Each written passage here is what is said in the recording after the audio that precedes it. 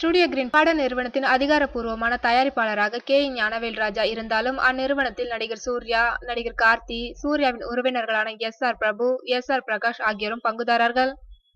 5 பேருடைய முதலீடு இருந்தாலும், ஸ்டுடியோ கிரீன் நிறுவனம் என்ற நிறுவனத்தை இவ்வளவு பெரிய நிறுவனமாக கட்டமைத்தது மட்டுமின்றி, கரன்சி கொட்டும் கம்பெனியாகவும் மாற்றியது ஞானவேல் ராஜாவின் திறமை மற்றும் உழைப்புதான் என்பதை திரையுலகம் அறியும்.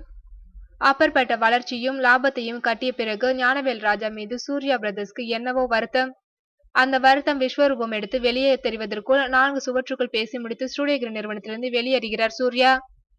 அங்கிருந்து விலகிய கையோடு 2D என்டர்டெயின்மெண்ட் என்ற சொந்த பட நிறுவனத்தை தொடங்கினார். இதில் இவரே முதலாளி. அடுத்து சூர்யாவின் உறவினர்களான எஸ்.ஆர். பிரபு, எஸ்.ஆர். பிரகாஷ் இருவரும் தனியாக சென்று பொட்டன்ஷியல் ஸ்டுடியோ என்ற நிறுவனத்தை தொடங்கிவிட்டனர்.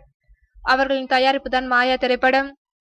இது தவிர ஸ்ட்ரீம் வாரியர்ஸ் என்ற நிறுவனத்திலும் இருவரும் பங்குதாரர்களாக உள்ளனர். ஸ்டுடியோ கிரீன் நிறுவனத்திலிருந்து விரைவில் ஞானவேல் ராஜாவும் வெளியேற இருப்பதாக தகவல் வெளியாகியுள்ளது. அதன் காரணமாகவே அவர் தனக்காக தொடங்கிய புதிய நிறுவனம் தான் ஆதனா ஆர்ட்ஸ் புரொடக்ஷன்ஸ். அப்படி என்றால் ஸ்டுடியோ கிரீன் நிறுவனம் யாருக்கு சொந்தம் என்ற கேள்வி எழும்பியுள்ளது. தற்போதைய நிலவரப்படி அந்த நிறுவனத்தை நடிகர் கார்த்தி தான் கையாளப் போவதாக தகவல் அடிபடுகின்றது.